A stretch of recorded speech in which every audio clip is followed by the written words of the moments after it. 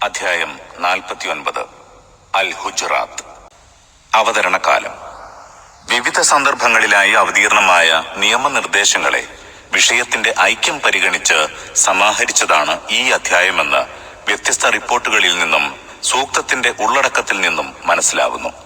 ഇതിലെ അധിക നിയമങ്ങളും പ്രവാചകന്റെ മദീന ജീവിതത്തിന്റെ അവസാന കാലത്ത് അവതരിച്ചതാണെന്നും റിപ്പോർട്ടുകളിൽ നിന്ന് വ്യക്തമാവുന്നുണ്ട്.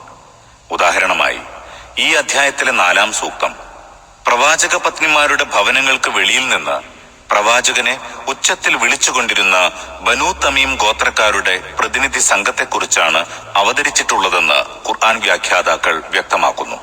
ഈ സംഘത്തിന്റെ ആഗമനം ഹിജ്റ 9-ാം വർഷത്തിലാണെന്ന് എല്ലാ ചരിത്ര ഗ്രന്ഥങ്ങളിലും രേഖപ്പെടുത്തിയിട്ടുള്ളതാണ്.